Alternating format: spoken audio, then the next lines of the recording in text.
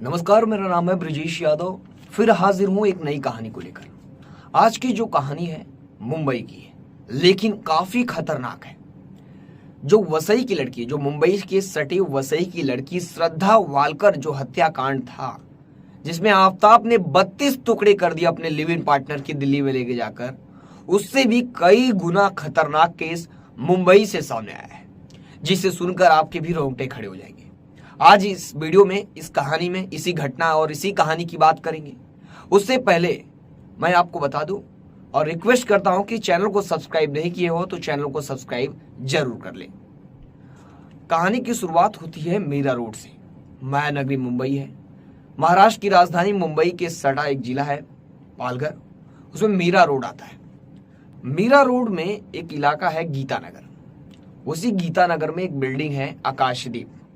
Building का नाम है आकाशदीप। इस बिल्डिंग में लोग अपने दिनचर्या में बिजी थे, यानी बिल्डिंग में जो रहने वाले लोग हैं डेली रूटीन में जो अपने काम पे जाते थे, जिसको काम था वो बाहर नीचे ऊपर आता जाता था। इसी आकाशदीप बिल्डिंग में एक फ्लैट है 704 नंबर का। 704 नंबर के फ्लैट में एक कपल रहते थे।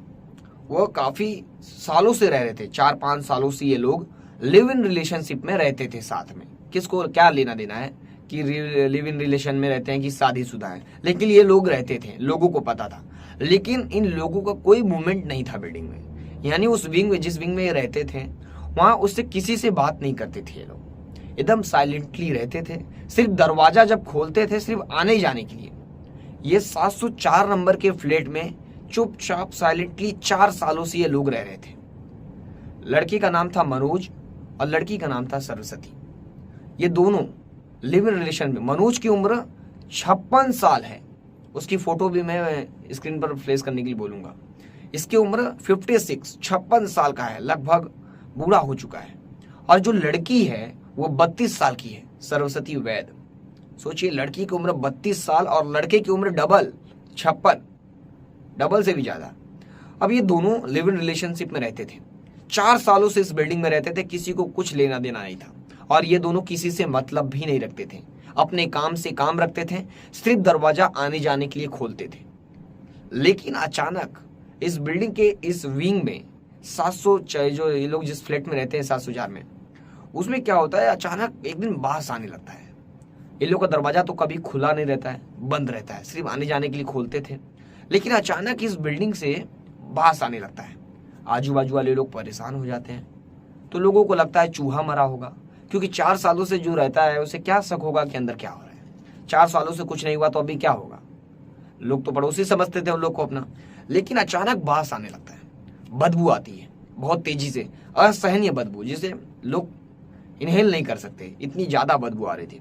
लोगों को लगा चूहा मरा होगा, फ्लैट बंद है, ये लोग तो ज्यादा खोलते नहीं थे, इन लोगों को लगा कोई बाहर गया होगा। लेकिन जो बदबू थी वो कम होने का नाम नहीं। चूहा भी मरेगा तो 1-2 दिन आएगी बदबू, उसके बाद कम हो जानी चाहिए। लेकिन ये बदबू लगातार दिन पे दिन बढ़ती जा रही थी। बदबू से लोग परेशान हो चुके थे। लोगों ने, पड़ोसियों ने दरवाजा भी खटखटाया जाकर मनोज का, लेकिन दरवाजे की तरफ से कोई जवाब नहीं आया, यानी दरवाजा किसी ने खोला नहीं। ये लोग ने बेल लगाया, लेकिन कोई दरवाजा खोलने को तैयार नहीं था। दरवाजा कोई खोला नहीं। पड़ोसी थक चुके थे, उनको लगा कोई चूहा आजू बाजू मरा होगा, धीरे धीरे बदबू खत्म हो जाएगी, उन लोग भी शांत हो गए। लेकिन ये बदबू दिन पर दिन बढ़ती जा रही थी। अब ये बदबू बढ़ रही थी, ये पड़ोसी परेशान हो चुके थे। अब पड़ोसियों ने डिसाइड किया कि जिस ब्रोकर ने इन्हें रूम दिलाया है उसे बुलाया जाए, यानी जिस ब्रोकर, जिस दलाल ने उस रूम को दिलाया उसे बुलाया जाए। अब पड़ोसियों ने उसे बुलाया। पड़ोसियों ने अब तो दलाल को बुला लिया। अब पड़ोसियों ने दलाल को बुलाया तो दलाल ने दरवाजा खोलने का प्रयास किया। उसने भी बेल लगाई, बेल डोर नॉक की, दरवाजा नॉक किया, लेकिन किसी ने दरवाजा खोला नहीं। ब्रोकर का भी, मतलब उसका भी प्रयास विफल रहा, वो भी चला गया, दरवाजा खटखटाने लगा। लेकिन बदबू अब बढ़ती जा रही थी। अब लोग परेशान हो चुके थे, तो बिल्डिंग वालों ने डिसाइड किया कि पुलिस को बुलाया जाए। दरवाजा भी नहीं खोल रहा था, तो बिल्डिंग वालों ने पुलिस को बुलाया। अब मीरा रोड पुलिस की एक टीम जाती है, पहुंचती है घटनास्थल पर। पुलिस को लगता है कि क्या होगा, छोटा मोटा मामला होगा, देखते क्या है। लेकिन जब पुलिस दरवाजा नॉक की तो पुलिस का भी दरवाजा कोई जवाब सामने से नहीं दे रहा था, कोई नहीं खोला। अब पुलिस ने जब दरवाजा तोड़ना डिसाइड कर लिया कि अब इस दरवाजे को तोड़ देते हैं, पुलिस ने भी क्योंकि बास इतनी आ रही थी कि पुलिस भी मास्क लगाई, ग्लव्स पहरी। अब पुलिस ने डिसाइड किया कि इस दरवाजे को तोड़ा जाए। अब पुलिस ने क्या किया, दरवाजा तोड़ दिया। जब पुलिस ने दरवाजा तोड़ा तो अंदर का सीन देखकर पुलिस वाले भी चौंक गए। अंदर का जो सिनेरियो बना हुआ था उसे देखकर हर कोई हैरान रहता। जो आजू बाजू वाले थे, आजू बाजू वाले तो अंदर गए नहीं, लेकिन बात इतनी थी कि वो लोग परेशान होकर खुद दूर हो गए। लेकिन पुलिस को अंदर जाना था क्योंकि मामले को देखना था अंदर क्या हो रहा है, कितनी बदबू आ रही है। अब पुलिस क्या थी, अंदर गई। अब पुलिस अंदर गई, पुलिस ने जो देखा बेड पर क्या था, जो फर्श पर यानी जो वॉल, जो जमीन पर क्या पड़ा था, वो देखकर पुलिस चौंक गई। पुलिस ने देखा अंदर एक कटर मशीन है, जो पेड़ों को काटा जाता है ना, वो मशीन वहां पर पड़ी हुई थी, उसमें खून लगा हुआ था पूरा। उस मशीन को देखकर पुलिस चौंक गई। फिर पुलिस थोड़ी और आगे बढ़ी। पुलिस ने देखा बॉडी के पार्ट्स रखे हुए, बॉडी के टुकड़े टुकड़े कर कर रखा हुआ है। और जो बेड था, बेड पे भी एक जो थैली होती है, काली थैली डाली गई थी, उस पर तोपा गया था उसको। और पुलिस और अंदर गई, उसमें लड़की के बाल मिले, लड़की के बाल। कुछ आगे गई, एक बाल्टी थी, 2 बाल्टी, अक्सर घरों में बाल्टियां रहती है, बाल्टी में खून भरा हुआ था। खून भरा हुआ था। खून भरने के बाद और बाजू में इंसानी टुकड़े रखे थे, इंसानी टुकड़े। अब पुलिस ने जो मनोज था उसे गिरफ्तार कर लिया। मनोज गिरफ्तार हो गया है। अब मनोज से जब पूछताछ हुई तब उसने बताया कि उसकी कत्ल कर दिया है, यानी अपने लिव इन पार्टनर की उसने कत्ल कर दिया है। लेकिन कत्ल क्यों किया ये अभी तक नहीं समझ में आया। बताया जा रहा है कुछ लोगों ने, और मीडिया रिपोर्ट्स के हिसाब से या मुताबिक आपको बता दूं तो बताया जा रहा है कि इसने अपनी जो सरस्वती वैद है, अपनी लिव इन पार्टनर, उसके ऊपर इसे शक था कि इसका किसी और के साथ अफेयर चलने लगा है, इस पर इसका शक है। और कुछ लोगों का कहना है कि सरस्वती वैद ने खुद सुसाइड कर लिया। यानी अभी सस्पेंस है इस मामले की जांच जारी है। अभी ये डिसाइड नहीं हुआ है कि मनोज ने मारा है या नहीं। मनोज अभी ये स्पष्ट नहीं किया है कि उसने ये मारा है कि नहीं सरस्वती वैद को। उसने काटा है, अभी आपको आगे बताता हूँ। उसने क्या किया है कि अगर अभी पुलिस को भी ये भी नहीं पता है कि मनोज ने उसे मारा है कि नहीं। कुछ लोगों का कहना है कि मनोज को शक था सरस्वती वैद को कि किसी और के साथ अफेयर चल रहा है, तो इन दोनों के बीच खटपट शुरू हुई। दोनों के बीच लफड़ा बढ़ गया। अब लफड़ा बढ़ने के बाद सरस्वती ने आत्महत्या कर लिया। जो सरस्वती वैद है वो आत्महत्या, सुसाइड कर ली। सुसाइड करने के बाद मनोज डर गया। अब मनोज डर गया कि अगर पुलिस को पता चलेगा तो ये मामला सुसाइड का है, तो मैं गिरफ्तार होगा, पूरा इल्जाम मेरे ऊपर आ जाएगा, तो ये डर गया। इसने डरने के बाद क्या किया, बॉडी के टुकड़े टुकड़े किए, कटर मशीन से पूरे बॉडी के टुकड़े किए। बॉडी के टुकड़े करने के बाद इस बॉडी को रखा। अब इस बॉडी को ठिकाने लगाना था। सबसे बड़ा टारगेट था मनोज का कि इस बॉडी को ठिकाने कहाँ लगा जाए। अब इसने क्या लगाया, श्रद्धा वालकर हत्याकांड जैसा है एकदम। बॉडी हत्याकांड, इसको टुकड़े करने के बाद इसने इसे उबाला, बॉईल किया। बॉईल करने के बाद इसने मिक्सर में इसे पीसा। पूरी बॉडी के टुकड़े करने के बाद इसे उबाला। उबालने के बाद मिक्सर में पीसा एकदम बारीक, और इसे पीसने के बाद बाथरूम में इसे फ्लैश करता, बहवा देता था, किसी को पता ना चले। उबालने के बाद टुकड़े एकदम मिक्सर में, ग्राइंडर में पीस के एकदम उसे पानी में बहवा देता था बाथरूम में। इसमें कुछ आपको बता दूं, जो पाइप है बिल्डिंग की, उसके अंदर भी कुछ बॉडी के पार्ट्स मिले हैं, यानी ये बात सच है। पुलिस को ये सबूत मिला है।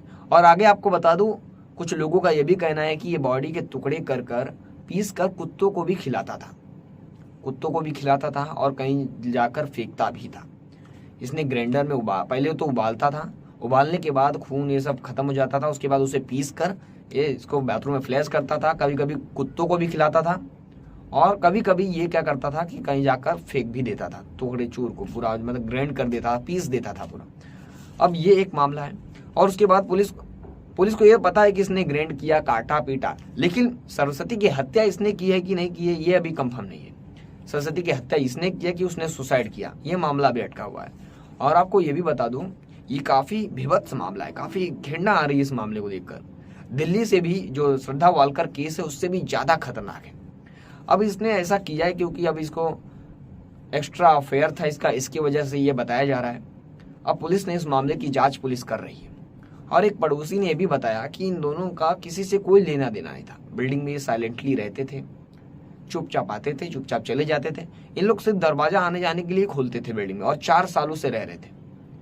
और इसकी उम्र जो है मनोज की वो 56 साल है, और जो लड़की की उम्र है वो 32 साल। अब प्यार था इन दोनों का, लिविंग रिलेशनशिप में रह रहे थे। मनोज कैसा है इसकी तस्वीरें आप देख लीजिए, आपको समझ में आएगा कि ये किस तरह का आदमी है। इसे देख कर भी ये खतरनाक दिख रहा है इतना। और कुछ पड़ोसियों से जब मीडिया ने बात किया, पुलिस वालों ने बात किया, तो उन्होंने बताया कि हमें यकीन नहीं होता है कि हमारे पड़ोस में पड़ोसी नहीं एक शैतान रहता था। पड़ोसियों को भी यकीन नहीं हो रहा है। पड़ोसी भी हैरान है इस मामले को सुनकर कि हमारे बाजू में ये सब हो रहा था। पड़ोसी भी, उनका भी दिल एकदम दहल उठा है, आजू बाजू दहशत फैल गई है, क्योंकि लगातार इस तरह के केस जो सामने आ रहे हैं देश में। श्रद्धा वालकर हुआ, दिल्ली में एक और, दिल्ली में लगातार 3-4 मामले आए टुकड़े टुकड़े करने के। मुंबई से भी आए, नाला सोपारा से भी एक आए थे जिसमें अपने लिव इन पार्टनर की बेड में काट कर डालकर चला गया था, नाला सोपारा से। अभी मीरा रोड से आया, दिल्ली से आया। दिल्ली का जो मामला था श्रद्धा वालकर वाला, वो भी वसई से था। मतलब मुंबई से सटे इलाकों में लगातार इस तरह की घटनाएं बढ़ रही है। ये जो चलन चल दिया, एक ट्रेंड चल गया है कि मारकर उसको काट कर ग्रिंड कर फेंक दिया जाए। लोगों को लग रहा है कि हम बच जाएंगे, लेकिन बच नहीं रहे। फिर भी इस तरह के मामले अब लगातार बढ़ते जा रहे हैं। कभी लिव इन पार्टनर की हत्या हो जा रही है, कभी पत्नी की हत्या हो जा रही है। लगातार जो ये मामले बढ़ते जा रहे हैं, इसका कारण क्या हो सकता है? एक परवरिश नहीं, ऐसा नहीं बोल सकते।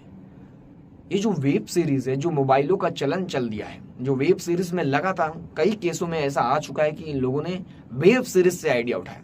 कल एक पुणे का मामला, आपने कहानी नहीं सुनी होगी तो मैं एंड स्क्रीन में जरूर लगा दूंगा, या डिस्क्रिप्शन में लिंक होगा, इस कहानी को सुनना। ये काफी खतरनाक है। क्या होता है कि वेब सीरीज से इन लोगों को मर्डर करने का आइडिया मिलता है और बॉडी को ठिकाने लगाने का आइडिया मिलता है। मैंने एक अमेरिका की स्टोरी बनाई थी जिसमें एक व्यक्ति ने अपने 4-5 लोगों का हत्या कर, 4-5 लड़कियों का बलात्कार करता था, रेप करता था। उसके बाद हत्या करने के बाद बॉडी को ठिकाने लगाने के लिए क्या करता था जानते हो? बॉडी को ठिकाने लगाने के लिए वह काटता था पीसेस में बॉडी को, बॉडी के टुकड़े निकाल कर वो सैंडविच बर्गर में लोगों को खिला देता था।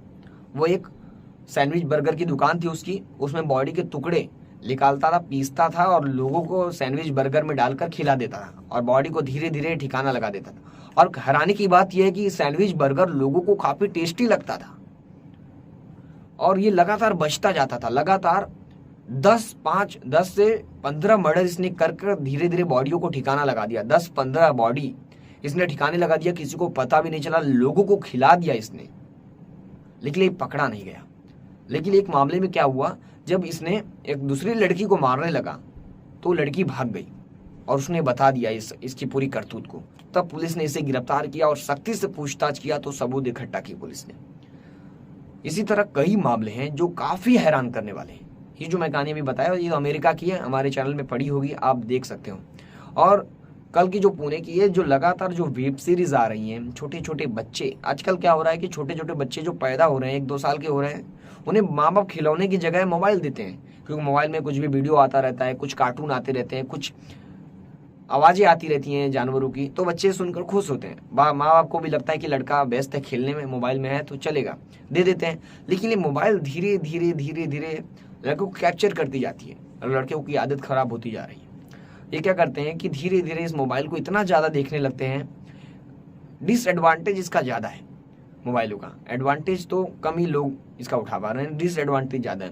ज्यादा वेस्टिंग टाइम हो रहा है और ज्यादातर लोग नेटफ्लिक्स, डिज्नी, हॉटस्टार और ये लगातार इस पर वेब सीरीज देख रहे हैं, क्राइम वेब सीरीज, इस पे आइडिया लोगों को मिल रहा है और लोग ऐसा कदम उठाने पर, परिस्थितियों को देखकर ऐसा कदम उठा ले रहे हैं और आइडिया इनको पता ही रहता है कि ऐसा ऐसा करना है। तो लगातार ये जो केस बढ़ रहे हैं, इस पर आपकी क्या राय हमें कमेंट सेक्शन में जरूर बताएं। और फिर एक बार रिक्वेस्ट करता हूं, चैनल को सब्सक्राइब नहीं किया तो चैनल को सब्सक्राइब करना ना भूलें। लगातार एक पर एक क्राइम स्टोरी, लगातार क्रिमिनल हिस्ट्री पर जारी रहेगी और आप कमेंट करके जरूर बताएं। कल की स्टोरी में आप सभी का कमेंट मैं जरूर लूंगा। जय हिंद, वंदे मातरम। फिर मिलेंगे एक नई कहानी में।